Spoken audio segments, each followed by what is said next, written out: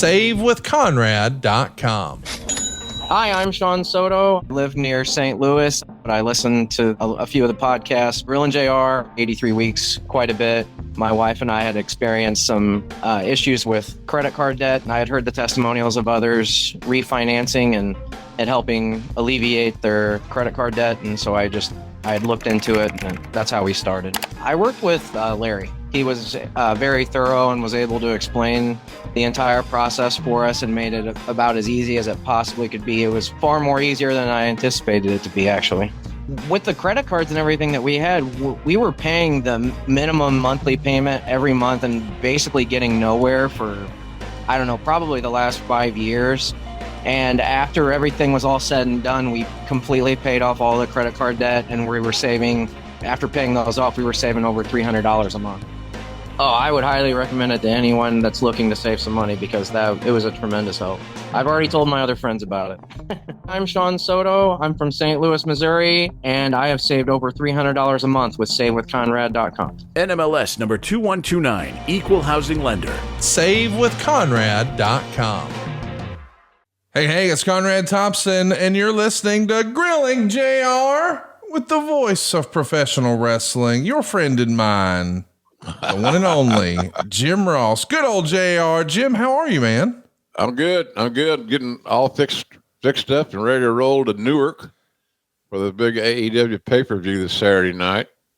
So I have a destination in mind, and I'll be flying to Newark on Friday for the Saturday night show. So busy weekend. WrestleCade's coming up in a week. That's another one I'm looking forward to. But I did watch all of Dynamite last night, and we can talk about that. Let's kick the show off with that Dynamite report. Yeah, let's do it. Of course, we are on the heels of the Go Home episode of Dynamite. This weekend is AEW Full Gear. Tickets are on sale right now, AEWTIX.com. Our topic today is Arn Anderson. We are going to get there, and we're going to run down the Full Gear card, but yeah, I am curious. Did you get to see last night's show? What'd you think of AEW Dynamite last night, Jim? Watched it from start to finish. I can tell you that, honestly. I thought the start of the show, they had a real nice cold open where they kind of outlined what's going to happen on Saturday night. Nice job on that. That's a different little touch. I think it's smart. The first match had a chaotic start because they had so many participants. It was a little unyielding in the beginning. And one thing I want to say, because there were so many guys in that match, why in the hell are the wrestlers wearing jewelry when they're fighting? And that's all companies, whether it be necklaces or earrings or bracelets or whatever the hell it may be. And I know I'm old school. You can get out of my fucking yard anytime now. But golly, it's so weak. So I don't know what your thoughts are on it, but I don't think any wrestler should ever wear any jewelry when they're wrestling. I just don't. No argument from me. I get it. Yeah, it's just, I just don't get it. I'm with you. I don't understand it. If somebody's just got to say, no, you can't wear your shit, put it up, and then when you get through wrestling, you can put it back on. It's just not good. It's just not good at all. I did think that the spotlight on Takeshita, who's really going to be a big star, I think he needs to be in less tags and more singles. Yeah. Takeshita's really a find, and I hope they can keep him. He's big and he's athletic and he's got a great look and so forth. He's a good one. He's a keeper, as we say. And another keeper in that thing was Powerhouse Hobbs. Man, if I were booking that damn thing, Powerhouse Hobbs wouldn't be touched. He's just he's a premium commodity in my view.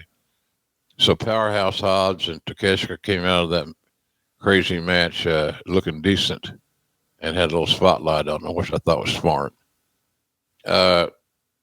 So they did a nice job on Wednesday night with Swerve and Lashley. They got plenty of exposure. They took care of Swerve until he got to run into the group. So that was a decent match. the Adam Cole had a promo, and Kyle O'Reilly did a nice job of adding to that promo. He exceeded my expectations to Kyle O'Reilly, but there was a lot of talk in that part of the show, including another promo by Orange Cassidy. What else here I got written down?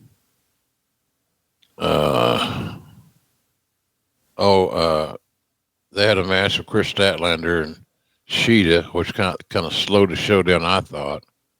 But anyway, it was what it was. They worked hard. They had a good match, but I don't think anybody cared at that point in the show. Hangman and Jay White had a little interview segment that was very good. This should be a great match. I'm looking forward to Hangman Page and Jay White's match. I like both those guys. I think they're both potentially big stars, and should have a great match. I've seen Jay White when I was doing all that New Japan stuff. We haven't seen the best of him yet, or even close to it. And Hangman Page is coming into his own. But as you notice, Hangman Page is wearing a necklace in this graphic. I guess I'm just too old school. I don't get it.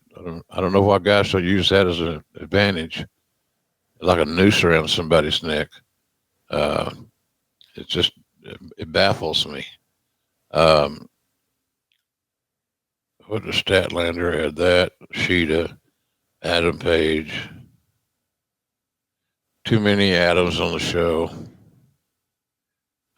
Lashley had a handicap match, which was interesting.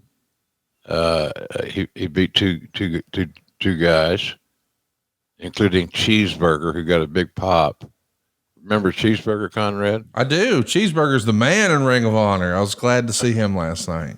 Yeah, he got bounced around a little bit, but nonetheless, that was expected. Darby Allin and Claudio had a real nice match, and they beat Darby clean, and a nice display of power and stuff. He took great bumps, as he always does. I don't know how that kid does it. I guess one thing that helps him is in AEW, you wrestle about 1 day a week unless you book an indie. So, he gets time to heal. I think that's a good recruiting tool when you work your schedule is one day a week. MJF did a real good promo. It's well worded. It touched on all the right points to sell pay-per-view. So he'll be on there. Then we saw one of your favorite segments, the QT Marshall match with those jabronis from Walmart or where they're from. How dare you? Listen, they announced in a loud and clear voice last night that the Rizzler is coming to Full Gear. This is big news. It's one thing to have Big Boom. It's one thing to have AJ and Big Justice. But now we got the Rizzler. Man. Which one is the Rizzler? Right in the middle, telling you to shh, quiet down, JR. The one in the middle? Yeah, that's the Rizzler. Okay. I should know that. I don't think I'll be calling that match. I don't know why it's booked. It's the main event. You only work main events. That's the main event of 0 Hour. I think the Rizzler is going to hit a 450. Yeah. If he falls down or with the ring, he might. But anyway, they got some TV time. So QT's at it again. He's convinced Tony Khan this is a good idea. It's a great idea. And Rizzler's got a cult following. Huge. Good for the show. Huge, my ass. Now, I'm not saying this to be funny, JR. They were on the Tonight Show. What other AEW talent's been on the Tonight Show this year? Why were they on the Tonight Show? Because they're the most viral thing on the internet. Just because it ain't for you doesn't mean it ain't over. Yeah, well, true. I agree. I'm just saying the Rizzler is going to bring some eyeballs for people who wouldn't. I'm not making this up. I had 2 people in my real life who are not wrestling fans reach out to me and say, hey, is it true the Costco guy's really doing something with wrestling? Now, one of them thought it was WWE, but whatever. That is the brand name for wrestling. But the point is, non-wrestling fans are going to watch this. And I know that pisses off AEW fans. I get it. You don't have to necessarily love it, but it is a mainstream opportunity. It's an internet opportunity. Okay. Well, let's hope it works out. Yeah. Let's hope it works out. I'm not for anybody getting a shot and making the most of their opportunity. I just don't get it. I don't get that whole little group. They did a promo last night that was okay. Where are you at on chicken bakes from Costco, Jim? What? Have you had a chicken bake from Costco? No. Have you had a double chocolate chunk cookie from Costco? No, sir. Well, I'll tell you what, they're booming and dooming over there. And as a matter of fact, there's a whole music video about that. Oh, good. I'll watch it. Well, here we go. Shit, fire. Let's do it. And that's who I am. I bring the doom, and I will give you a slam. I bring the doom. I doom all over the place. I bring the doom, and I will mess up your face. Every single match, it's your boy QT, and I'm dropping the doom on your entire family. I drop the doom so hard, your ass I will be kicking. I'll crush your stupid chocolate cookie, then I'll bake you like a chicken. I have abs, white teeth, and even if he tried, AJ will get destroyed and justice denied. I bring the moves and style when I enter the ring, and I hurt you till that bell goes ding, ding, ding. I bring the doom, and that's who I am. I bring the doom, and I will give you a slam. I bring the doom, I doom all over the place. I bring the doom, and I will mess up your face. Anyone who wrestles me, I'll show them no mercy.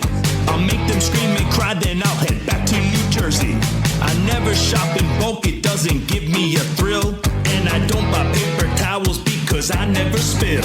I am strong like a bull and smooth like peanut butter, but I'll drop every Costco guy with my diamond cutter. I work out every day, my life's not in a spiral. I've never made a TikTok because I'm already viral. I bring the doom, and that's who I am. I bring the doom, and I will give you a slam. I bring the doom, I doom all over the place. I bring the doom, and I will mess up your face. I bring the doom. AJ, I'm more of a BJ's guy anyway. And at Full Gear, I'm gonna embarrass you in front of your entire family, your friends, and the entire state of New Jersey. How about it, man? This is going to be big time stuff. It's the main event of 0 Hour AEW Full Gear. Man, I give it a big boom. I'm fired up for this one, Jim. Notice QT's showing off his new teeth. He's proud of them shits. Look at him. Look at those chompers. They look like dominoes. $9,000, he says. For his teeth? Yeah. Holy shit. Yeah. That's a lot of money, brother. I thought that was a good deal. I was like, damn nation, that's a pretty good deal. Really? Yeah, it felt like a deal. I mean, I think DDP paid $40,000. He's got a used Mercedes in his mouth. Yeah, the diamond cutter. Boom. That got me flipped off. I'm not into it. Hey, maybe they'll have a good match. I hope they do. I hope they have fun and they entertain the audience. That's all that matters. I guess that little kid will be out there at ringside.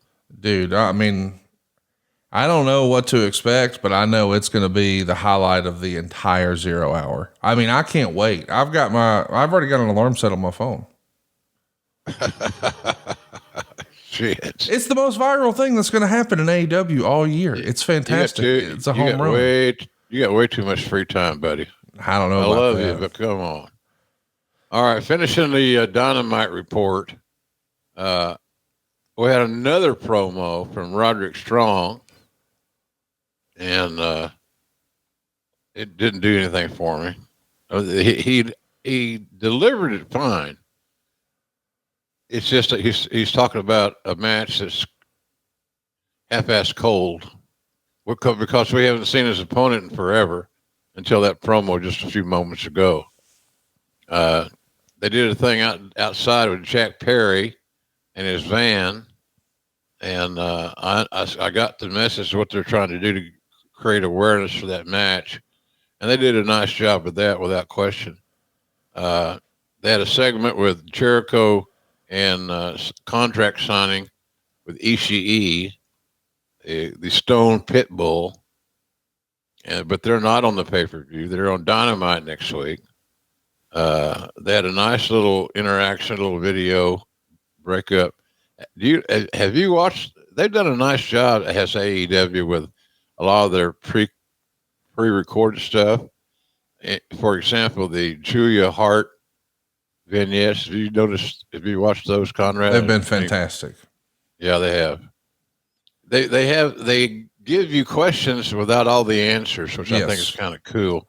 It makes the fans think, what's next? I'm a big Julia Hart fan. I think she's just the best. I can see her really being dominant with a slew of wins in the women's division. She's just a great character. She looks good, and I'm all for her. She's good. And they get that little thing there with her and Jamie Hayter.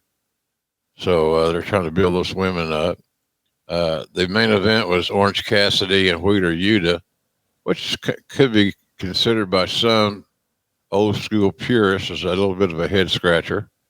But they had a nice match, and Orange goes over as was expected with one of those Pat Patterson quick ones, quick 1, 2, 3. So that was a decent ending, I thought. And then they plugged All In Texas. That's going to be a big deal. Tickets are on sale right now, AEWTIX.com. They've got a lot of premium opportunities. It's going to be here before you know it. All In Texas, Saturday, July the 12th. And the VIP packages are on sale right now. Of course, regular tickets go on sale or pre-sale on December 2nd. And the official on sale will be December 9th. Normally, of course, All In has been, at least the last 2 years, a Wembley opportunity. But now it's stateside where the Rangers play in Arlington, Texas at Globe Life Field.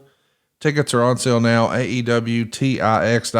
This is sort of the coming out party for AEW in a big stadium show here, Jim. Yeah, I'm curious how it's going to go and how people are going to react to it. It's a great venue. It's travel accessible with being in Dallas in the middle part of the United States. That's good, but it's a bold move. It's a bold promotional move that we'll do all we can to make sure it's successful. But it's going to be an interesting venture and no UK trip. So some of the talents will be happy with that because getting to Dallas is easy, and we have a lot of talents that live in Texas because no state tax like Florida. So that's important. Save yourself a bunch of money. All In Texas. I'm looking forward to that. That'll be a fun event. That'll be a loaded card without question. And I hope we get Kenny Omega. What's going on with Kenny Omega? He's making his return for New Japan Pro Wrestling. It'll be Wrestle Dynasty. I think that's going to be in January. It looks like it's going to be against Gabe Kidd, who he's vowed will never set foot in AEW. So he's going to have some fun over in Japan in January. It looks like, Jim. Big return. He's vowing that Gabe Kidd will not be ever in AEW. Yeah. Okay. But I don't know. I don't know who Gabe Kidd is, but I hope Kenny Omega's back in AEW sooner than later. He says they don't need him and that he's going to focus on New Japan. That's crazy. That's crazy. Tony Storm retired from wrestling this week too. She said AEW doesn't need her. What do you make of Kenny Omega, Eddie Kingston, and Tony Storm all saying AEW's fine. They don't need me. I don't agree with it.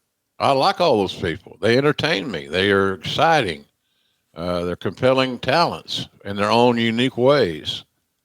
Losing it. Eddie Kingston's great for, great for certain things. Kenny Omega's one of the best workers in the world. No doubt. Seriously.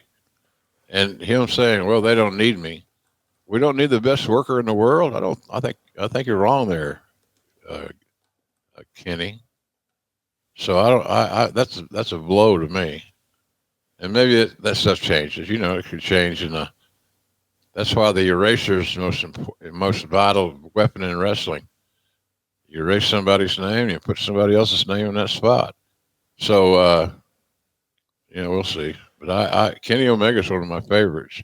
Just I'm selfish. I want my guys to be front and center. You know what's crazy, Jim? Kenny Omega's last match was against Ethan Page. Wow. Who's now with NXT. I mean, that's how long ago it's been since we've seen him in a ring. I, for one, am a huge Kenny Omega fan. Can't wait to see him back in the ring. It is interesting his return is going to be in New Japan, but I kind of feel like that can't just be a coincidence that you see all these talents saying, oh, AEW doesn't need us right now. I think we might be looking at a little story here, JR. Oh, good. Just guessing. I'm all for the story. Yeah. I just don't want to lose Kenny Omega permanently from AEW television. No doubt. No doubt. You know, he's too good. He's just really, really good. And guys like that don't come along all the time. They don't grow on trees, as the old cliche goes. But they don't come along, but only a few times in a lifetime. So you hate to lose a guy that's got that much talent, much versatility. I think Kenny Omega's in it for the long haul with AEW. And speaking of the long haul, Mando's with you for the long haul. 72 hours. That's how long it'll have your balls not stinking. That's the goal as dudes, right? We don't want to smell bad. Well, whole body deodorant makes it possible.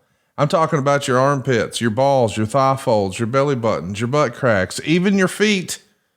All of that can be tackled with Mando whole body deodorant that was created by a doctor who saw firsthand how normal BO is just being misdiagnosed and mistreated. It's been clinically proven to block odor all day and control odor for up to 72 hours. They've got solid stick deodorant, which has been formulated and powered by mandelic acid to stop odor before it starts.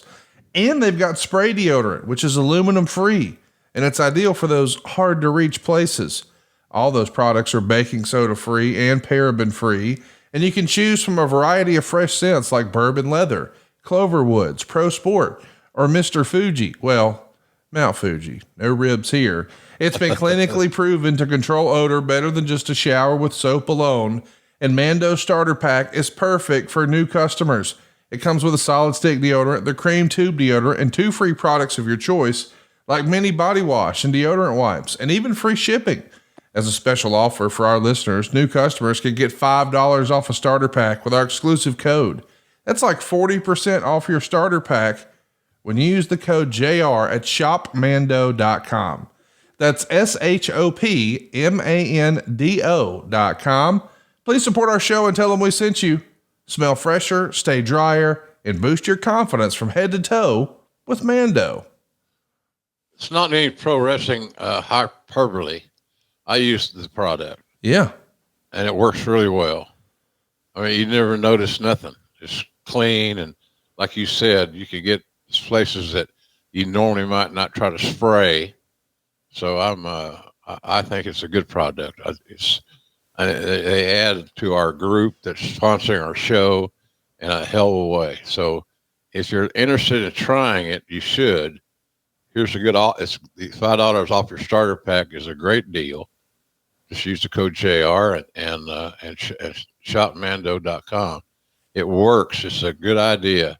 It's one of those deals where you always say, why the hell didn't I think of that? Great product. So give it a shot, folks. You won't regret it. And who wants stinky balls or a stinky ass? I don't want any part of it. No stinky ass for you? What's that? No stinky ass for you? No, hell no. You never know when somebody might be smelling. You never know. Make sure you're not smelling. Go right now to shopmando.com and use our promo code JR. Jim, anything else from your notes about AEW Dynamite last night as we're headed towards Full Gear this weekend? I thought it was a solid go-home show. They covered all their bases. They promoted all the matches at the pay-per-view. Some better than others, so that's just normal course of business. So I think the show on Saturday night will surprise people because a lot of guys are looking for their opportunity to stand out and star, and we'll see if they can carry the load. I think they can, and I think it'll be a hell of a show. I'm going to work that show. I don't know. I'm working the main event, which is Moxley and Orange, and I don't know the other match. I was talking to you off the air. It might be Swerve and Lashley. which would be good. I like both those guys. They're both good talents.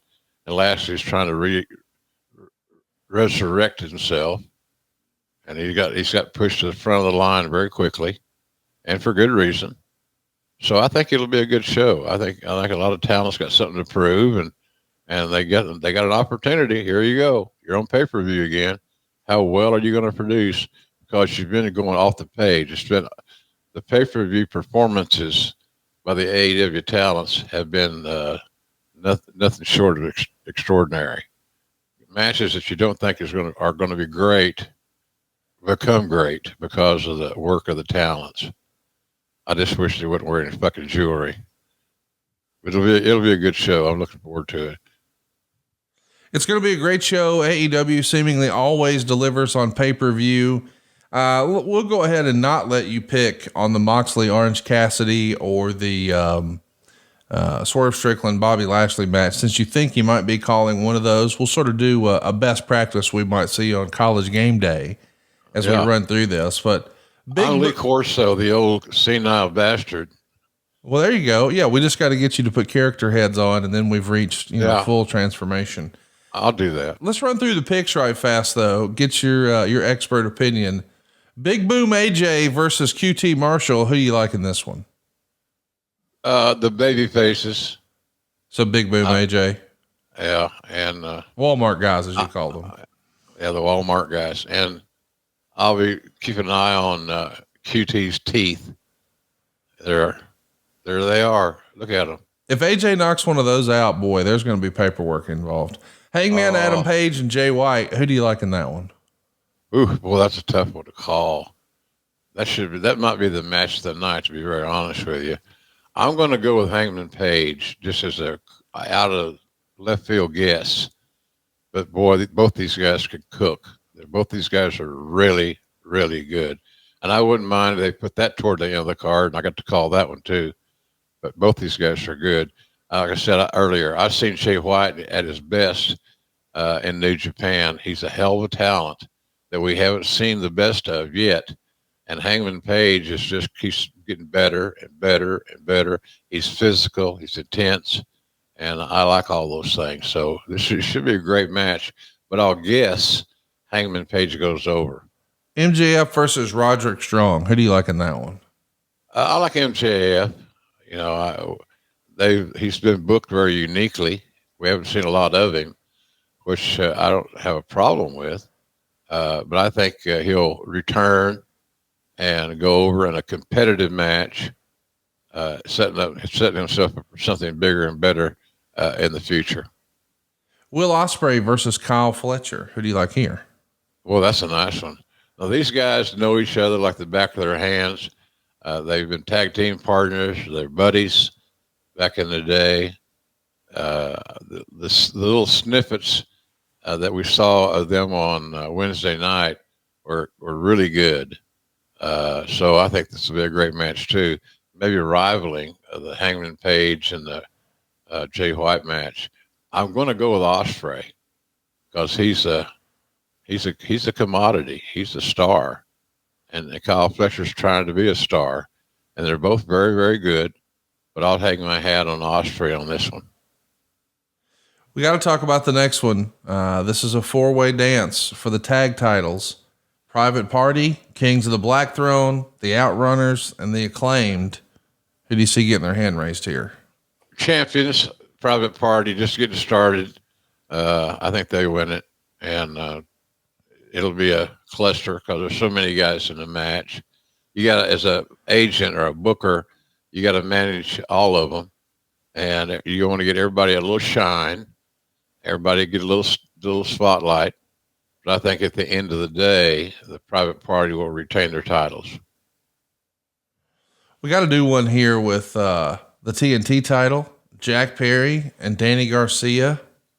What do you think on this one, Jim? I think Jack Perry wins it by hook or crook. He'll cheat to win, but these two guys will have a real good match because they're both hungry and they both want to stand out. I've always been a big Jack Perry fan since I stopped calling him, what was his name before? Anyway, he's back to Jack Perry. I knew he'd always become that Jack Perry character. and be a star. I think he goes over, but I think it'll be a close one. And Daniel Garcia's got a chance, even though I think he's going to lose, to shine. So, but I'm going to, again, hang my black hat on Jack Perry. I really like his game, and he's done some character development, which I think is a great thing. So Jack Perry wins it. Mercedes Moné and Chris Statlander for the TBS title. And Coach Rosie is with us here live. He says, what do you think of Chris Statlander's presentation, and does she have a chance against Mercedes? Who do you like in this one, Jim? I like Mercedes Moné to retain. I think she'll cheat to win and probably use her big bodyguard, who's a hell of a nice lady. She's in the Queen of the Ring movie, and I went to the premiere in California a few weeks ago. Got a chance to shoot the breeze with her. She's a big, impressive looking woman, and I think Mercedes will use her to win. Statlander's a powerhouse, and Mercedes needs a little extra help, I think. I might be wrong, but I do think Mercedes Moné will retain her title, but it starts a good program perhaps with Chris Statlander, who's come back and is looking good. I mean, she did a nice job last night. And then, of course, we know the other two big matches that are happening this weekend, Jon Moxley and Orange Cassidy, and, of course, Swerve Strickland and Bobby Lashley. You seem to think, though, you're probably calling one of those this weekend, if you had to guess? I'm guessing yes. Moxley is a guarantee because the title will go on last, one would assume. Yeah. And so that'll be a good one. But they, as fast as they pushed Bobby Lashley up the card, as much as they've invested in Swerve, those two matches, that match stands out to me, and I think it'll be really good. Both of them will get their stuff in. It'll be physical and straightforward. So, but you got a lot of moving parts. You know, MVP's got his backup, and he and Shelton. They quickly make Shelton a secondary player, which I think is a mistake. He's a star and a hell of an athlete. He can do things nobody else can. Do them almost, Conrad, effortlessly. He's that good. From a traditional wrestling standpoint, I'm kind of surprised that Bobby Lashley and Swerve Strickland is happening so quickly. And using my traditional wrestling thinking, we're going to see a clean finish on that one, right? I mean, I know that AEW always does clean finishes on pay-per-view, but I kind of assumed Bobby Lashley, Swerve Strickland would be something that would happen 4, 5, 6 months from now. When it's happening so quickly, it makes me think this is the start of something big rather than the end. Would you agree with that? Yeah, I think that makes sense. Yeah. It makes sense. I don't think this is a one-off. Yeah. I just don't know how far it's going to go and all that, but yeah, it'll be good. It'll be good. Both those guys are excellent talents, and I don't know how they fit psychologically or philosophically, but if they go out and do their business, it'll be a hell of a match. Well, we got Aaron Sheen with us here live, and he says, Jim, which match on Full Gear could steal the show? If you had to pick something of all the matches we ran through, what do you think stands out the most to you? Hangman Page and Jay White. Wow. Okay. I think that their match could steal the show and be off the page. No pun intended. Just two great talents waiting for their shot. I mean, they probably think, and they, pronoun boy, may be right in the fact that, you know, it's somewhere sooner than later, they'll be toward the end of the card, if not main eventing. They're both that close, and I think they'll show that on Saturday night. Well, there's going to be somebody else showing up Saturday night. It's the Alabama Crimson Tide showing up in Oklahoma for the Sooners. It's a game that you and I've had circled for a long time, but now that it's finally here, I think one of us might be dreading it more than the other, Jim. Yeah, I circled it and then erased it. I don't want to be reminded. You know, you got mighty Alabama there in the playoff hunt. I'm sure they'll be focused and dialed in. Oklahoma just doesn't have the horses that they normally have. That's why recruiting right now is so important. Our coaches, Brent Venables, an old friend of mine for 20 years, since he was a defensive coordinator at OU. He actually started out as a co-defensive coordinator with Mike Stoops, who's now coaching with his brother Mark at Kentucky. But boy, it don't look good for my boys, my Sooners. So maybe we can keep it close, be competitive. But Alabama's probably going to win this game. It's in prime time. It's on ABC Saturday night. All the focus, and what that does to the underdog. It should be valuable information. I think it's an environment where the underdog has a chance to shock the world. I don't think it'll happen. I think Alabama wins, but it'll be. I'll be watching. I sure no, I won't. Will I? I'll be doing a pay-per-view. Yeah, well, you might be watching on your phone. Yeah, my phone will be busy, so we'll see.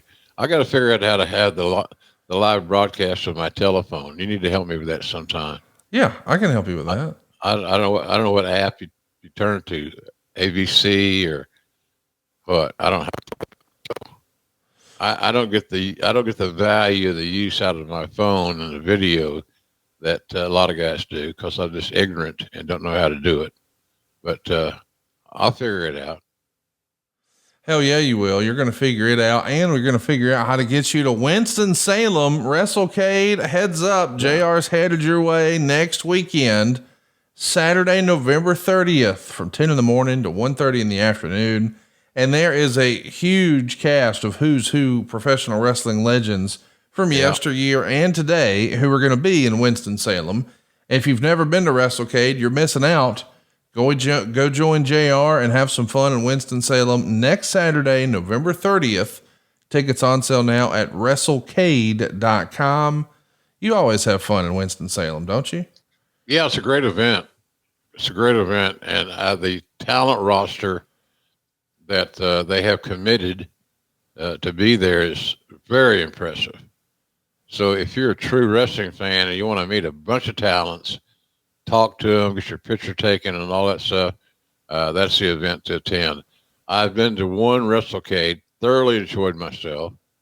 I got to see a ton of old friends. That's kind of how I judge these autograph signing things as far as the fun level is concerned. I have a lot of fun reconnecting with talents that a lot of them I hired back in the day. And so it's good to reunite. How you doing? How are the kids? How you feeling? So forth and so on. So I'm excited about it. It's a great event, and it's a week from Saturday in Winston-Salem, North Carolina, and that's the home of the Wake Forest team, right? Yeah, that sounds right. Wake Forest, I think so. 10 in the morning to 1:30 in the afternoon, plenty of time to get there, and we move our lines fairly fast. We don't discard our visitors. We talk, we visit, we answer questions. It's just an opportunity to really interact with the fans. And quite frankly, people in our business don't do that enough. You know, they think it's all about them. And in a certain sense, it might be about them, obviously, but it's not all about them. It's all about the fans and being nice and being decent and talking and answering questions and things like that. So I'm excited about the Winston-Salem. I was looking at my travel yesterday, flying to Charlotte and Charlotte to Winston-Salem, and it's going to be fun. I'm excited about it. It's going to be good. It is going to be good. Go join JR at WrestleCade and be sure to check out a special screening of JR's new movie, Queen of the Ring. It's going to be in Anchorage, Alaska at the Anchorage International Film Festival on December 12th. For more information and tickets, go right now to queenofthering.movie. That's queenofthering.movie. You guys getting some momentum with this thing, it looks like, Jim. Yeah, and look the Mildred Burke pose with those biceps. That's the little lady who's playing the role of Mildred that had never wrestled. She wasn't an athlete, so everything started from scratch. And I talked to her at length at the LA premiere. She said she was sore for weeks. And, just hitting the ropes over and over and over will make you sore as you can be. So, but she did a great job acting and all that. I think on the right there, I don't know if that's Mae Young's character or not. Mae Young's character is in this movie because she was the policeman and took care of everybody. Nobody wanted to hurt Mildred, obviously, because she was the meal ticket. And Mae made sure that didn't happen. So it's kind of cool. That's a meeting, a NWA meeting, I think. It's really cool. It's going to be fun. I can't wait to see this movie. queenofthering.movie has all your information on how you can be a part. And speaking of be a part, you need to be a part of the new movement all about Lumen. Lumen is the world's first handheld metabolic coach. It's a device that measures your metabolism through your breath. And using their app, it lets you know if you're burning fats or carbs. And then it gives you tailored guidance to improve your nutrition, your workouts, your sleep, and even your stress management. All you got to do is breathe into your Lumen first thing in the morning, and you'll know exactly what's going on with your metabolism, meaning whether you're burning mostly fats or carbs. And then Lumen is going to give you a personalized nutrition plan for that day based on your measurements that morning. As a reminder, you can breathe into your Lumen before and after your workouts and even your meals, so you have real-time insight as to what's going on in your body right then in real time. And your metabolism, think of it as almost your body's engine. It's how your body turns the food you eat into the fuel that keeps you going. And it's at the center of everything that you do and your body does. So if you're really on top of your metabolic health, it means easier weight management, improved energy levels, better fitness results, better sleep. Lumen gives you recommendations to improve your metabolic health with each breath. Lumen's recommendations are designed to improve your pre and post-workout fueling for better performance and recovery, so you can power through your toughest workouts and add on muscle mass. So if you want to stay on track with your health this holiday season, go to lumen.me/grillingjr and get 15% off your Lumen. That's lumen.me/grillingjr for 15% off your purchase. Lumen makes a great gift too. And we thank you, Lumen, for sponsoring today's episode. Yeah, no kidding. Boy, what an idea this thing is. Lumen.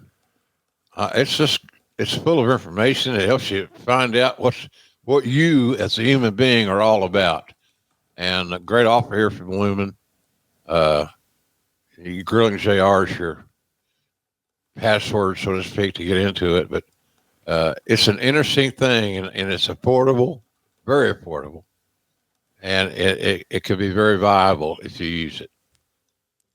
Check it out. You're going to love it. It's lumen.me/grillingjr. Get you 15% off your Lumen.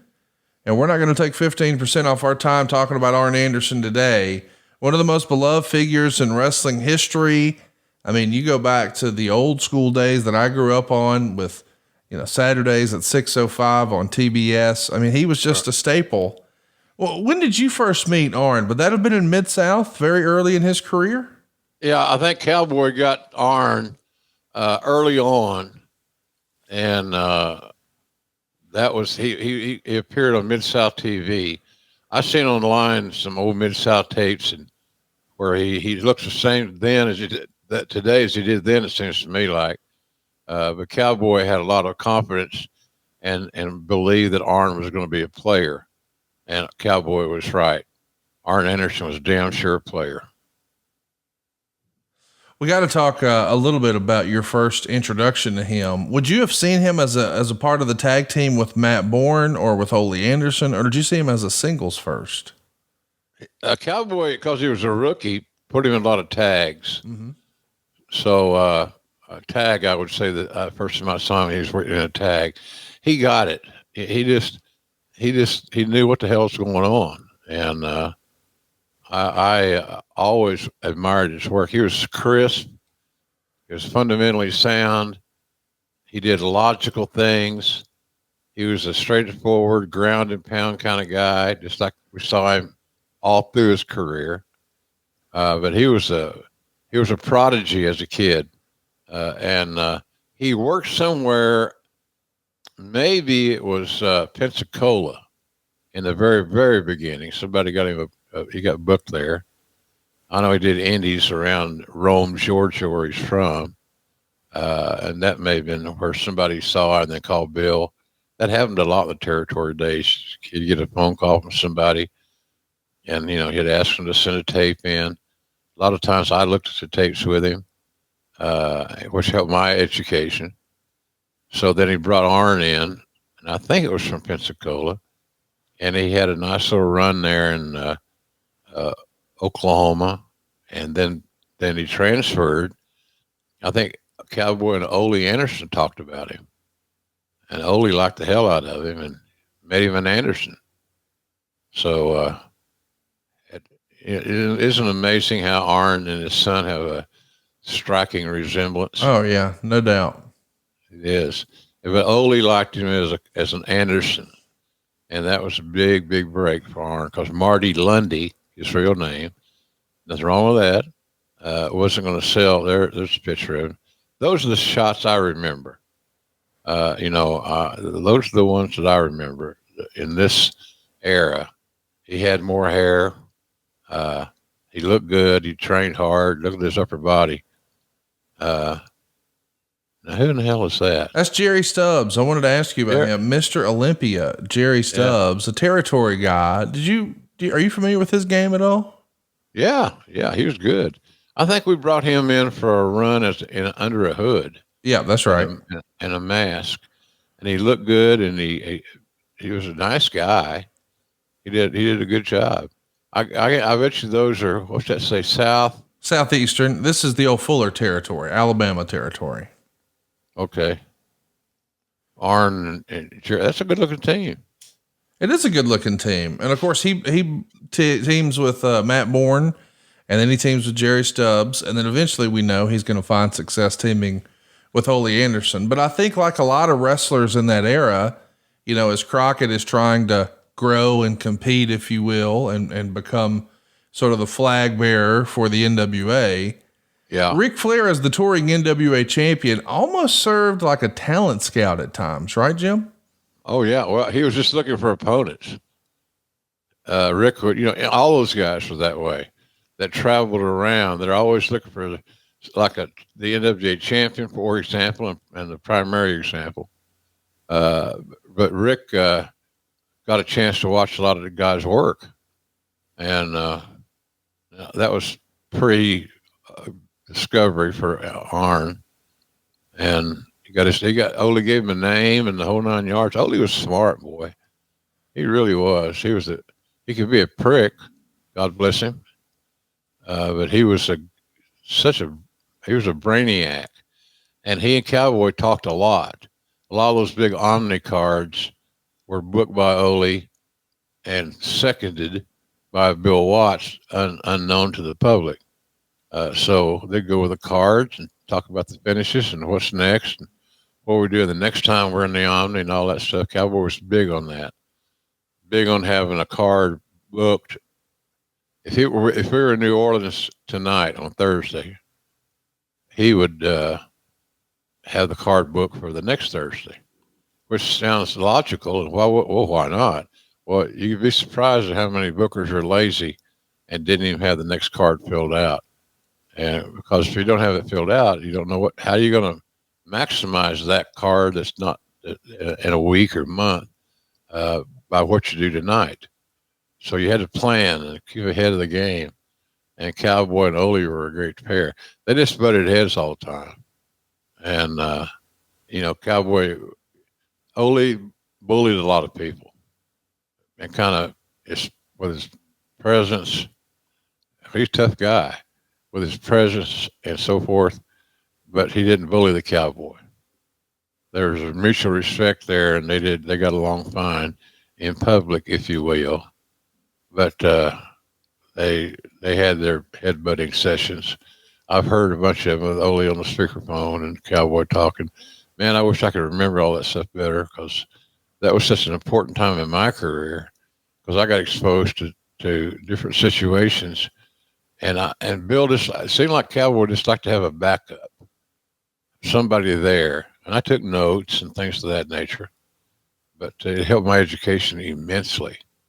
How he talked to people and how he wasn't always a brute, bully. Only liked to be. Cowboy didn't want to engage more often than not in the drama, Conrad, but I learned so much that nobody else in the business could ever could have. To be honest with you, I should be successful in my career, and I have been for 50 years, and largely because of the philosophies I learned from the Cowboy and how to manage talent and organize and things of that nature. We should spend a little bit of time talking about the relationship with Ole and Arn. I know that, in real life, these guys are not related, but what's the official story as best you can recall on what their kayfabe relationship was? Are they cousins? I think they were cousins. Okay. Yeah, I think you're right. Yeah, I think they were cousins. They had a resemblance, a physical resemblance, as we saw and we've seen, thanks to our man Bull. That's good booking. It's ironic that it happened. It's ironic you find a guy that looks like he could be possibly a family member. And Ole liked him. He was solid. He's fundamentally sound. His work looked great. Arn got. I don't know who broke Arn in. Somebody there in his home area, I'm sure, obviously. And it was somebody. It wasn't. I don't know if it was a wrestling school. I don't think it was at that period of time. Boy, he was fundamentally sound. God damn, he was good.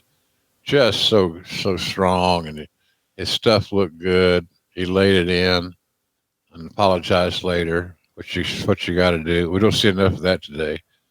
A lot of guys are playing pity pack, and they're stopping their movement on a blow before their arm or hand gets there, and it looks like shit. So, but that's business wide. And then I don't get the part about this, Conrad. You hit a guy 10 times, and you lay your big time punches, generally with the right hand, because most people are right-handed. And then when they get a camera shot, which I would never go to right away unless there was evidence of assault, they go to the guy's face, and it's not red, it's not swollen, there's no bloody nose, there's no chipped teeth. QT Marshall says, "Thank God," and there you are. I don't get that. They expose themselves for that. That's like delivering established finishing holes should not be used as high spots. You see somebody really hit a solid, hard DDT, and somebody gets nailed and planted. That should be a finish. If you don't want to use it as a finish, then don't use it, because it's sure as hell not a high spot. Or get the old proverbial 2 count. A lot of things in wrestling now need to be upgraded and managed a little bit differently, I think. And that's with everywhere I see. I watched a lot of indies, and the other night I woke up and it was time for Wow with David McLean. Have you ever watched that show? Oh yeah, absolutely. He's hilarious. He's the man. He is fucking hilarious. He's a play-by-play man. I've met him several times over the years. Nice man, nice guy. Maybe a little nerdy, but maybe not. Maybe he's richer than hell and he's doing good. But I watch a lot of wrestling, and people emulate what they see if you're a talent, and some of what they're emulating isn't good. If you can't throw a good punch, I've heard this 1,000 times from guys that I respect. They're Hall of Fame guys. They're guys that are, they're retired. They're comfortable. They've made their money. They saved their money. They've been smart all through the process.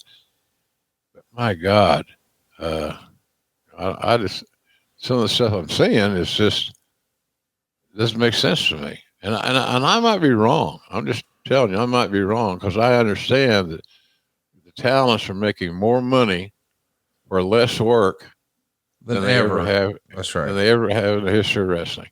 So how bad, really, then how bad is it? I don't know. That's just a rhetorical question, but I maybe it's okay. Maybe it's fine. Maybe that's. I just think there'd be more money to spread around if they were more fundamentally sound and logical. Be logical. Try to be logical if you can. Well, let's be logical about the Horsemen here. I've always, I mean, we all know what reverence that wrestling fans and the whole community have for the Four Horsemen. Yeah. But with the benefit of hindsight, Jim, why do you think that clicked so well? Like for years and years, there weren't cool heels. And you could argue that the Horsemen may have actually been the first cool heels. Now, I know they got a ton of heat and the NWO took it to a whole nother level. They were cool and WCW was kind of lame. At least the Horsemen were still cheaters and yada, yada, yada. But there were fans showing up dressed in suits and holding up four fingers. Why did the Four Horsemen presentation resonate with fans? It's that intangible, Conrad. It's an intangible. They had great chemistry, and all of them got along to a cooperative degree. They relied on each other. I mean, Tully and Arn became as good a tag team as I ever saw. You had Nate at the top of his game, and nobody could touch him. And there's good old Ole in the very beginning. And he added to it. You can't hurt Ole Anderson's your last guy in the batting order. You're doing pretty damn good. And then you had JJ there at ringside and doing promos and things. And so you look at those guys; they're all smart. They all could be bookers. Ole was a booker and an owner. Tully booked San Antonio. JJ helped book in several territories. And Arn had the intelligence to do it. So did Nate. And Nate did some booking.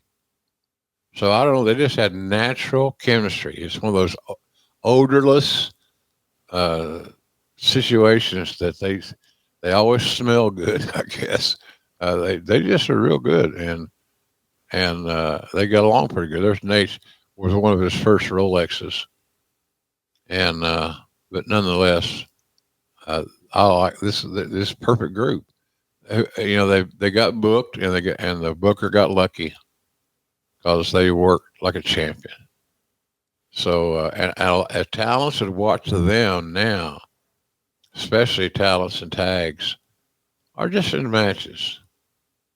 They'd be better off. I swear to God. I know that sounds very old school, and I am old school because I believe in fundamentals. I believe that you can't spend more than you make type situation. At the end of the day, you've lost ground. And in pro wrestling, you lose ground too often, you're gone. At least the bookers are smart enough, even though they book some shit, they're smart enough to know that if a guy doesn't get over, and I used to tell people this, Conrad, I never heard it. I've had talents tell me that they had never heard this before. We'll do all we can to get you over. We're going to feature you. You're going to be in main event spots. It's up to you to finish the deal. And if you don't get over, it's your fault. It's not my fault. And if you don't get over, we can't use you. They don't hear that. It's all hearts and flowers and rainbows and lollipops. Is that a song? I sang. I don't know. Yeah, that's how I looked at it. It wasn't real. It wasn't real. We've got, as a human being, we all have certain human emotions. We cry when we're sad. We get mad when we're offended. They're all common denominators. you're sad. I get it.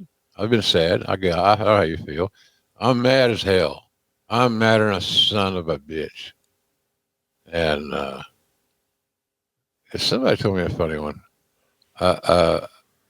It was like being a cat, a long-tailed cat in a room full of rocking chairs. Somebody's going to get pissed. So I can just see that in my head right now. That's good. Let's carry that thought around, JR, all day.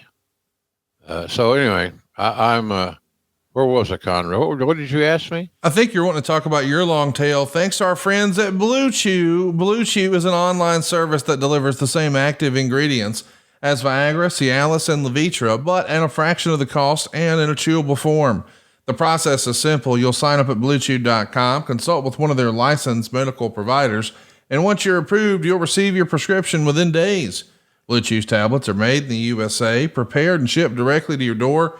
And the best part is it's all done online. That means no visits to the doctor's office, no awkward conversation, and no waiting in line at the pharmacy. You can take them anytime, day or night. So plan ahead or be ready whenever an opportunity arises. Blue Chew wants men rock hard. That's what they told me. That's their mission. They will not stop until every man is bricked up like a brick house, until every tent is pitched, until every rod is raised. Discover your options at bluechew.com. And we've got a special deal for our audience. Try Blue Chew free.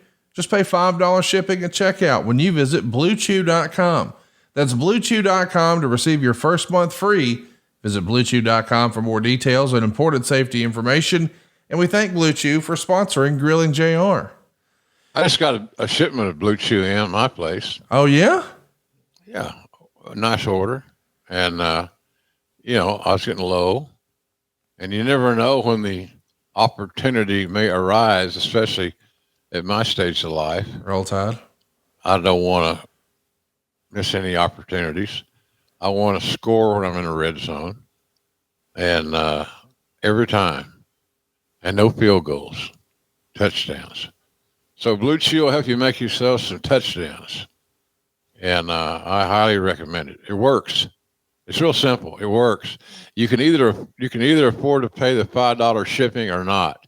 If you don't have the extra $5, then fucking don't buy it.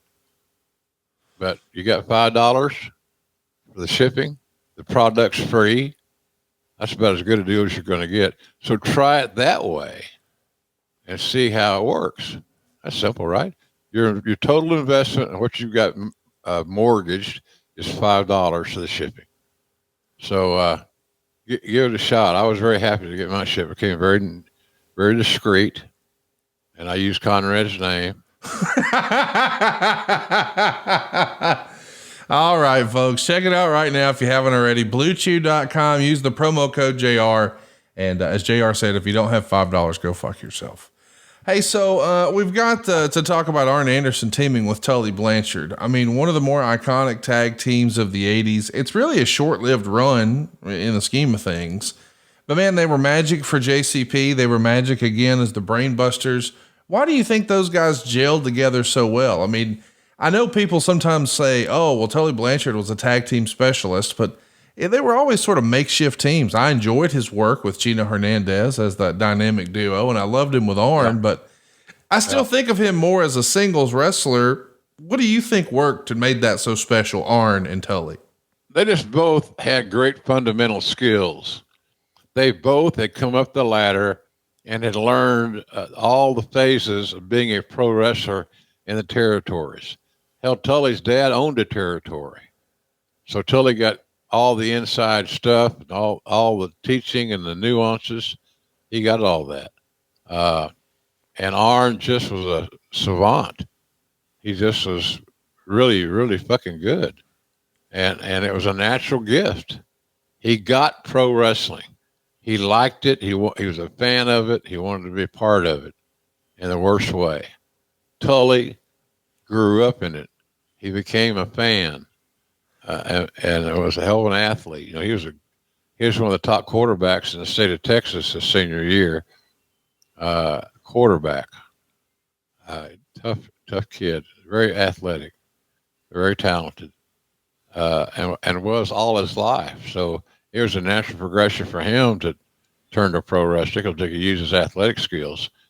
But man, oh man, they just had great chemistry, and they didn't necessarily get along all the time. You know, they didn't always ride together or whatever. But you could tell when they got to the building, they were a unit because they were together there. So I sometimes it's hard to explain, Conrad. Sometimes it's hard to explain that odorless chemistry that exists between guys, and guys that have that have a lot better chances of being successful. We should talk about when you come over as part of the sale for Bill Watts territory to the Crockett's. Now you're going to be a part of the presentation, and there's some really major moments that happen that you're a part of. You know, I know that you guys had done the Crockett Memorial Tag Team Cup together in New Orleans, but I'd rather talk about the 4th of July, 1987. It's the very first War Games. It's at a part of the Great American Bash Tour. It's at the Omni in Atlanta. And what an iconic lineup this is. It's the Horsemen, Flair, ARN, Tully, Lex Luger, and J.J. Dillon, taking on Dusty, Nikita, the Road Warriors, and Paul Ellering. It's a major moment. It's a major match. You and Tony Schiavone are actually on the call for this. Was that done live or in post, as best you can recall? I think we did it live. They didn't. Crockett was, excuse me. Crockett was limited on production. They just really were, and so I'm trying to say they didn't have a lot of equipment. They had a lot of equipment, but not enough, and not up to the pay grade that TBS had. So while we were being taped by TBS, we did the commentary. So we got the natural audio and all that stuff. And I can't speak for Schiavone. I think I'm right on this. Neither one of us knew what was going to happen as the match progressed. We knew that the baby faces were going over, and they did. And so Dusty led the baby faces to victory, and we just did the commentary as it happened. And I can tell you, it was so much fun doing it that way. It was like, you know, I've done pro football and I've done MMA and things. It's just when my head is set that I love that. It's like Saturday night. Even though I'm only doing 2 matches, I love that. I'll be full of piss and vinegar and will call my ass off the best I possibly can.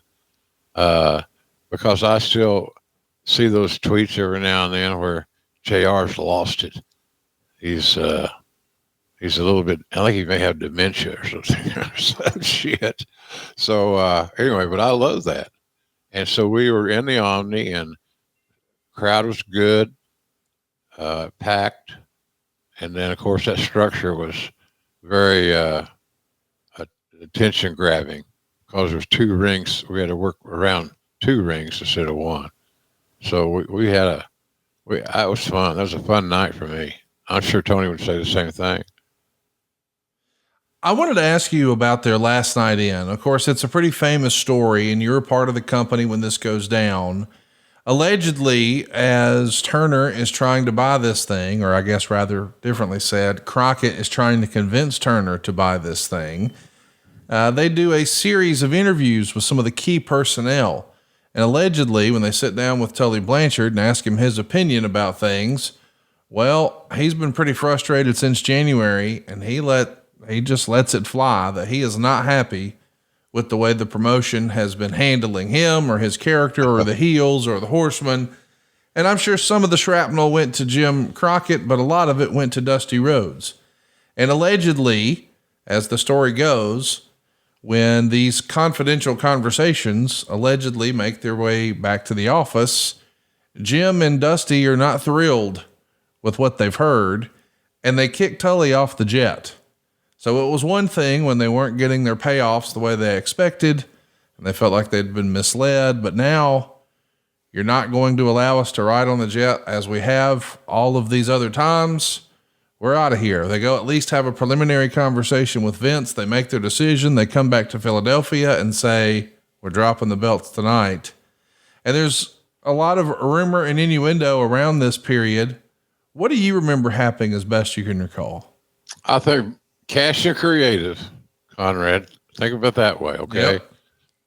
Cash and creative. They didn't like the creative. They did more jobs than anybody in the company. Now, they lost more often than anybody in the whole damn company. And they were the best tag team in the world at one time, I thought. But that riding on that private jet was the difference in sanity and easier on the talent. They could sleep later. It just, all direct flights, which is a good thing for a traveler. If you're like me, those directs are something special. It's one less plane to get on. That simple.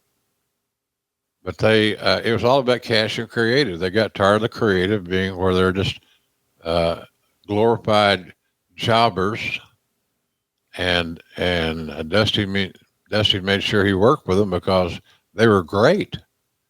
And you got two great talents, like Dusty was a great talent, then your results should be outstanding. So the creative bothered him, and the money. Money's always an object in these discussions. They were frustrated. They heard the guys in WWE were making more money, and they were. And they knew that when their work would stand up, then they get when they went to WWE, didn't they get Heenan as their manager? That's right. The Brain Busters. And that run only lasts about a year. And I guess, everybody in that era was promised opportunity. So they'd get something like $50 for every television appearance. And then they're going to get paid off the houses. And hey, boys, you're going to make more money than ever. Well, the reality is they're on the first flight out of all these random nondescript airplanes or airports all over the country. They're zigzagging to keep up with this crazy breakneck schedule. They're in their home a lot less than they used to be. There is no more private jet. I mean, this is a totally different way of life. And after a year, they say, I've had enough. And as the story goes, they're ready to come back.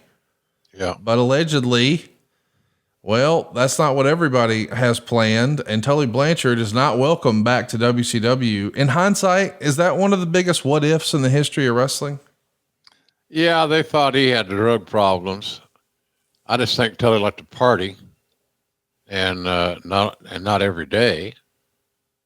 But I think there was a fear that was an issue. I don't think it was. I'm not privy to all the information.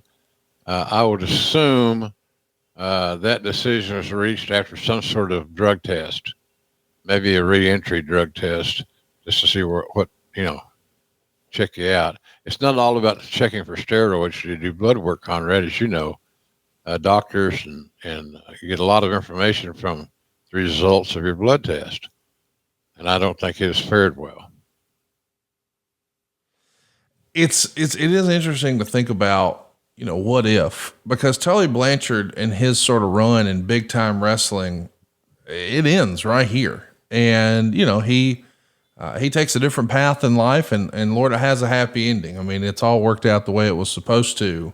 Yeah. But in an alternate universe, do you think, had he continued on, do you think Arn and Tully would have sort of cemented their legacy among the all-time greats as a tag team alongside the Rock and Rolls and the Midnights?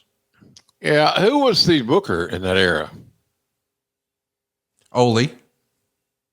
See, that was a big difference maker to those guys. If Ole told them that they were going to be used on top, and that's how the conversation would go, I'm going to put you on top and run with you.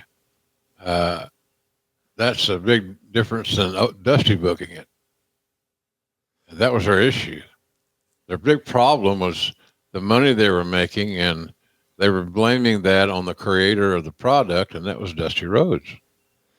Whether they're right or wrong, and that's kind of how I looked at it anyway, from afar, not that far. I was just a different part of the house. It's interesting to think, though, when they're going back, Dusty's not there anymore. So I see why they would think, hey, this may be our opportunity. But who is here now is Jim Hurd. And Jim Hurd was not necessarily a huge fan, maybe didn't necessarily see Arn and Tully financially at the level they felt they deserved to be at. Hey, Conrad, I love Mr. Hurd. He was good to me. He chewed my ass out in a unique way. When he, I got a lot of, because I was in the office. He could get a cup of coffee and walk around the hallway right into my office. And he did about 1 million times. And he'd shut the door. And when somebody walks into your office and they shut the door, you know something's up. Yeah. So he came into my office and would talk a lot. But he had, again, as I said, I have great respect for him this very day. But man, he didn't have any product knowledge. So he wouldn't know that Arn and Tully were one of the top 2 or 3 tag teams in the world, and he had the opportunity to recreate that image because he didn't know how good they were. To him, they just looked normal. And if we'll put a picture back up, they had athletic bodies. Yeah. But Hurd was so influenced by what was going on in WWE, the sizzle. He wanted more sizzle, and he didn't feel that Arn and Tully had much sizzle, and he was so wrong on that one. So what Jim Hurd winds up doing is pulling the offer for Tully Blanchard and slashing the offer for Arn Anderson. But Tully just failed the drug test in the WWF, and Arn Anderson is left. So I'm sure Arn feels boxed in. Do you think at the time Arn had a right to feel upset against Tully Blanchard? I mean, I don't know that he was, but I mean, he's being affected here, like what's happening in his career is affected by what happens to Tully's. I'm sure he's pissed off, Conrad. I'm sure he's pissed off and frustrated because this opportunity has been blown to hell due to the negligence of one of the cast members. So I'm sure he's frustrated and pissed off to some degree. What level, I don't know. But it was a shock to most of us that we weren't getting Tully and Arn back. We got to talk about, this is going to be the first time we see babyface Arn Anderson. Fans are excited to see him back, and they're cheering for Ric Flair too. It is interesting to think if Tully were there, they would have been like a babyface horseman. But now Arn is sort of looking around, hey, what do I do now? And the solution is the television title. He wins the TV title from the Great Muta. We're going to start a singles run here of sorts. And I think when people think about the television championship, they think about Tully Blanchard and Lord Steven Regal and maybe Arn Anderson above everyone else. Why do you think he was the prototype and such a great television champion? Because he could work. He knew his role. He could work and in the greatest of ways. He had great tutors over the years. He listened. He's smart enough to listen. And, goddamn, the guys in Alabama knew wrestling. They knew wrestling. They taught good wrestling. They promoted good wrestling. Then he comes to Watts, and we know what that whole scenario was like. I think he might have been a bigger star quicker if he'd stayed in Mid-South. That's neither here nor there. Then he goes to Crockett, and there were a lot of guys in Crockett that helped other talents, including Dusty, obviously. And then he goes off to New York. They put him with Heenan. I knew that at that time when they put him with Heenan, that was the magic wand. That was the formula. That's where you click the switch. They were just great. So he learned a lot there. Pat Patterson was there. Pat Patterson and Ray Stevens became legends in tag team wrestling, and deservedly so. So he has so many mentors over the years. It helped make him one of the great tag team wrestlers ever. And I think, I always said this, but maybe one of the most underrated singles wrestlers I ever worked with. they're just incredible. The performers of this era. I mean, when we rattle off names like Great Muta and Arn Anderson, it's like, oh yeah, that actually happened.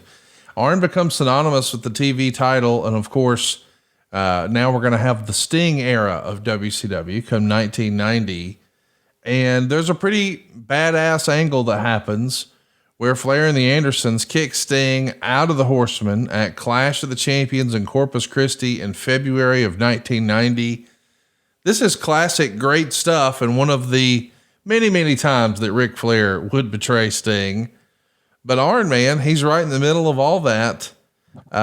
Did you prefer, I mean, listen, the Horsemen had been getting cheers, as weird as that is. I prefer Arn as a heel. Do you have a preference? Do you prefer Arn as a heel or a babyface? Heel. Yeah, I'm with you, Connie. But you got to go with what the audience wants. If the audience is cheering him on a regular basis and the cheers are significant, you can hear them you can hear them at home on TV. You know, the cast is made, so you kind of got to go that way. And it's conflicting when you got character baby faces like Rick was in that era, and Arn with a heel like Ole or or Luger or whoever it was. The best group that I saw, the Horsemen, included Barry Windham, and that became magic. So anyway, yeah, I like Arn as a heel. I think he's got the body type, facial expressions, the approach, his game plan. He's a ground and pound, solid son of a bitch. And he was so good that he could tag with anybody, Connie. He could tag with anybody and be really, really good because he understood the process. He understood what formula works for him. And so he mastered it. But you go back and look at all those tutors and you think, God damn, I never looked at it that way. This son of a bitch he's gone through, he's got a PhD, and he did. I absolutely love, the Horsemen as heels, specifically Arn when he would sort of be serious about things in those big old school group promos. And if we could be serious about things for a minute, I think if Arn and Tully were here today and they were getting ready for a bunkhouse stampede match, they'd pull on a nice pair of Tecovas because they know that anywhere worth going is worth going in good boots. Find your perfect pair with Tecovas. Tecovas quality, Western boots for everyone. That's what it's all about. Generational ranchers and lifelong cowboys to guys like me, first-time boot buyers.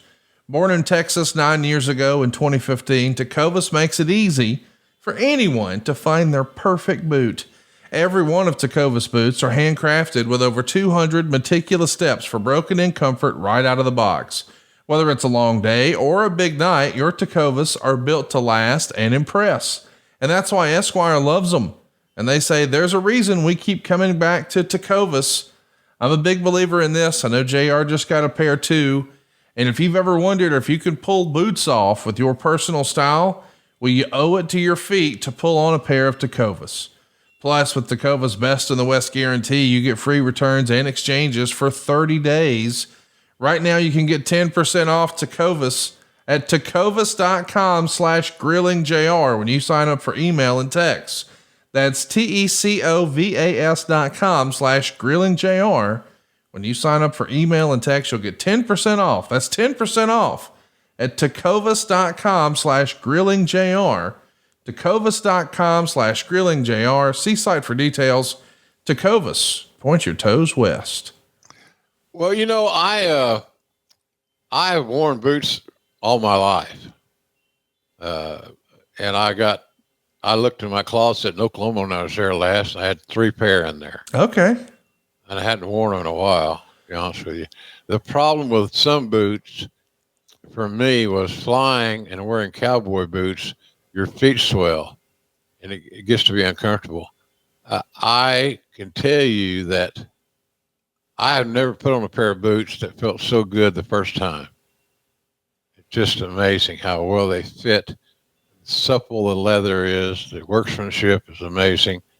So, if you're thinking about investing in a pair of boots, man, this is go here. Tecovas is the name. I find myself watching Yellowstone, which I watch every Sunday night. So if you want to call me during Yellowstone, I can answer the phone, but I won't. And I noticed myself looking at their feet. Now, why anybody would look at feet when Beth Dutton is on there?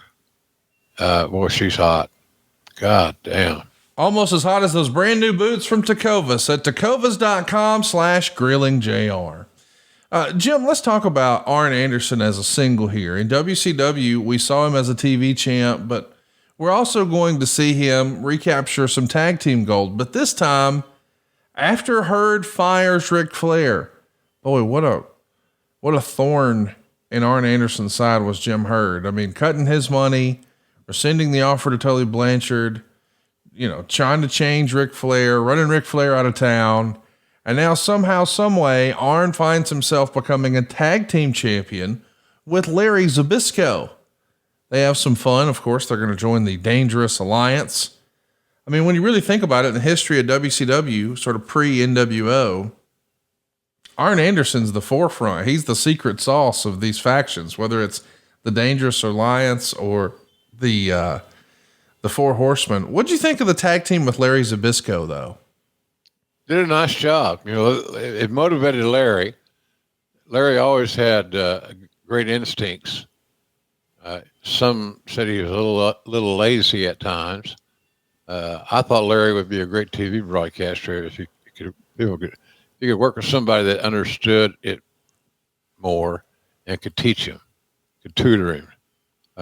He had a good aptitude for the business. And as far as the Dangerous Alliance is concerned, I love those guys. Look at that. It's an all-star roster, for God's sakes. Some of the biggest talent in the world were in the Dangerous Alliance, and their success is well known across the board. Go out of your way to see the Clash of the Champions, where you see Ricky the Dragon Steamboat teaming with Dustin Rhodes to beat Arn and Larry Zbyszko. At the time, Dave Meltzer called it one of the best U.S. matches of 1991. It got 4.25 stars. It was well received back then, but boy, people love it now. Go out of your way to see it. I think you're going to dig it. We should also mention that there's some questionable stuff that happens here in WCW with Arn Anderson. I know you weren't there. And you Conrad loves the dirt, ladies and gentlemen. You dig up shit under a rock. You had to dig it 100 feet. Go ahead. Would you tell the Arn Anderson story without talking about the time he got stabbed? Is that worth glossing over, or should we cover it, you think? You should cover it. Well, you were there doing the stabbing, from what I understand. I mean, that's the rumor and innuendo on 411fucksheet.com. Like, people are saying that you were whittling down the chair leg. What happened, really, from the best of your recollection, or what you heard? I don't remember that angle. Give me more context, because you hadn't heard about Arn and Sid stabbing each other in England? That, yeah. I didn't know Sid. You didn't mention Sid at the beginning. Well, it was just stupid. And I think, who did the stab? Did Sid stab Arn? They stabbed each other, yeah. Yeah. What were they using? Pencils? The edge of a chair. I think it was a chair. Gillette blue blades? And scissors. Yeah. Well, they're lucky nobody got hurt. Seriously. But Arn probably just heard the wrong things from Sid. Sid could be very outspoken because he had that stature. He looked amazing. And when you're 6'8" or 6'9", you feel like, you're the king of the jungle. And Arn wasn't going to be pushed around. It was unfortunate, to say the least. And like I said, we're just lucky. God, we don't have to sit around anymore. God bless him. But they were lucky nobody got seriously hurt. And it sounds like Granny here. It's a wonder somebody did get an eye poked out, something like that. And thank God that didn't happen. Well, thank God you guys tuned in for us to talk a little bit about Arn Anderson today with good old JR. I hate that you guys didn't spend more time together. I know that, when he's really rising to prominence for some of the Nitro era stuff, you're not really there. A lot of those transitional things you're in the WWF for. But I'm wondering, along the way, did you ever work with him at all in Smoky Mountain? Did y'all cross paths at all there when you were on hiatus with Vince in Smoky Mountain? I might have, to be honest with you. I don't remember it specifically, but that would have been logical. He was a Cornette guy and did a hell of a job. He was a good dude. I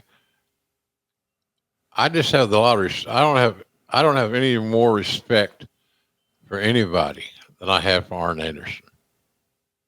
As a man, as a talent, performer, he just always got more out of his opponent than one would expect, even in enhancement matches. But in enhancement matches, he'd beat the shit out of the guy because he was going over and it's his time to shine. You got to remember that sometimes the only time that the Horsemen won was the occasional TV match. And in the house shows, it put the star baby faces over. They won shit during their time. And that didn't make any sense to me. We know that once you guys cross paths again on a full-time basis, it's when Arn becomes an agent behind the scenes for WWE. And I know when we do these shows, people really want to talk about what they saw on screen. But I mean, Arn spent maybe more time behind the scenes in wrestling than he has in front of the camera. And what a big time contributor he's been. I mean, he was almost like the personal agent of John Cena in all of his matches and presentations. I mean, even at the end of WCW, he's working behind the scenes. So I would assume that you, as part of talent relations, would have talked with Arn about coming over and working behind the scenes in the WWF as well. Yeah, I'd have Arn Anderson on my team anytime, anywhere. A lot of details just didn't work out, but primarily one of the two C's, cash. And cash and creative always, as I said earlier, play influence decision-making and problem solving. We know that you're going to cross paths with Arn again in AEW. Before we talk about that, though, I want to ask, he had a cup of coffee doing commentary on Raw. I think a lot of people kind of forget this. We all remember the now infamous Tacoma Raw, where we saw Buff Bagwell wrestle Booker T. But on commentary that night was Scott Hudson and Arn Anderson. Arn was just a prolific promo guy, one of the best talkers in the history of wrestling, but we didn't see him do color very often. Do you think in an alternate universe, Arn could have been really good at color commentary? Well, he's pulled off the street, so to speak, to do the job, Conrad. He didn't have any preparation time.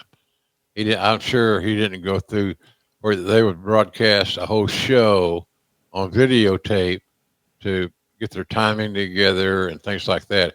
It was just taken for granted that anybody can do commentary. And I defy that. That don't make any sense. That's just stupid. It's like any other role in the whole equation. You got to be prepared and you got to have preparation. Whatever that includes is what it includes. Those guys had all the pressure in the world on them. It was a new day, a new dawning. And quite frankly, they shit the bed. On that Tacoma show. Do you remember it? I do. It was not a great show. I mean, it was not. I mean, and the thing is, I just think that it was all in the presentation. I think WWE set them up to fail there. I'll say that forever. I don't think it's that Booker T and Buff Bagwell stunk the joint out. I just think the presentation, it could have been so much more than what it was, but that's a story for another day. I do want to ask you before we wrap things up here, were you surprised to see Arn leave AEW? I know he was sort of synonymous on screen with Cody. I was still kind of surprised that he left though. What say you? Were you shocked that he left AEW? I was surprised and disappointed because I always believed that having him around was a good thing. And he could help, like you said, he was the guy that kind of molded John Cena, and John Cena became one of the biggest earners in the WWE history. And it's amazing what he voices over the TV commercials for that car company. Is it I don't know which one it is, but I hear his voice on TV all the time. So he's done real well. Of course, he's done movies and stuff. So Arn did a good job of getting him ready for the next place, the next level, the next stop off. But he helped. I think he's just a good influence to have around. And he just he finally let his contract expire. I think that he wanted to see his son, Brock, more involved, and for whatever reason, that was not happening. So, I believe this. I believe that somewhere down the road they'll come back, because that Arn's kid is going to be a player. And you always want to get those young players, man. And Arn's son is one of those that's just continuing to get better and better. And somewhere along the way, I think a place like AEW would be perfect for him. Amen to that. We're all pulling for Brock Anderson. We got one last question here from Jeff Smith. He wants to know, Arn's one of my favorite of all time. Why do you think he never got in the world title scene for long? We did see him wrestle Hulk Hogan. We saw him actually pick up a win over Ric Flair, but very often he was the number 2. Timing's everything. It does feel like in an alternate universe, he would have been a great NWA champion. What say you? I think the decision makers and the influencers thought Arn was like oatmeal with nothing on it. You know what it's going to taste like, you know what it's going to deliver, et cetera, but it's not going to make you want to eat a second bowl. I just think that he just had he had that rap that people perceived, because he wasn't flashy and extraordinary and spectacular. He didn't do moonsaults and all this other stuff. Hey, I'd rather watch the Andersons work that hammerlock that they did, because they make that. I seen people cry in the audience when they were working that hammerlock series on Ricky Morton. And people they thought Ricky Morton's arm was going to be pulled off his body, and he wasn't getting hurt. Everything was cool, but it'll look great. So I think people had the perception that Arn didn't have charisma, and nothing could be farther from the truth. Well, nothing could be further from the truth either, that JR ain't got no good barbecue. Come on now. He's got the best barbecue at jrsbbq.com. He's got 2 types of sauce. He's got the hot sauce. He's got the main event mustard. He's got the Chipotle ketchup, but my favorite, the all-purpose seasoning. This is the perfect gift for the wrestling fan in your life. If you're looking for some stocking stuffers, what about an autographed book? What about some trading cards? What about some action figures? The all-purpose seasoning, though, that's the gift that keeps on giving. It tastes good on all your protein, including your eggs. I've even seen people use it on their popcorn. Man, jrsbbq.com is just good for what ails you, isn't it, Jim? I think so. I'm biased. We got some tumblers. We've added new items to our repertoire, as Dusty would say. We've added some new items. We always have sales, some sort going on. Stephen Link runs that. So if you got a problem, you can tweet him or whatever the fuck. You know what I'm saying? Anyway. Yeah, tweet him or whatever the fuck. jrsbbq.com. Customer service is number 1. Only second to the products, because they're so good, Jim. Like, you guys have hit a home run with some of these formulas and recipes that you got. Yeah, got lucky. We got lucky. We made a good product, and we're trying to run a good website. But we need your help. We need your orders. And as Conrad said, stocking stuffers, they're perfect for something like that. Go check it out, jrsbbq.com. And while you're checking things out online, can I ask you to go ahead and hit the subscribe button? It's grillingjr.com. That's where you can hit the subscribe button, turn on your notifications bell, and be with us live next week. Because I can't believe this is real. We're going to be live taking your questions at grillingjr.com. Go on over to our community page on our YouTube at grillingjr.com. Be sure to use the hashtag AskJR. And next week, man, it's Ask JR Anything, just in time for Thanksgiving. This is going to be fun. I like that because you never know what's coming at you. If they're going to throw a curveball, a fastball, a slider, or a knuckleball or whatever, you never know. All you know is that you're in the batter's box and you got the bat in your hand. And so I love that. So I hope people will join us for that. It's easy to participate. It's easy to submit your questions. Conrad has all that information. But I love these Q&As. It's a good way of checking the pulse of the wrestling fan. What's resonating with them and what isn't?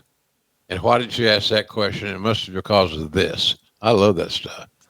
It's going to be great. I can't wait for us to do it. And I can't wait to get your reaction. We're going to be talking about Full Gear.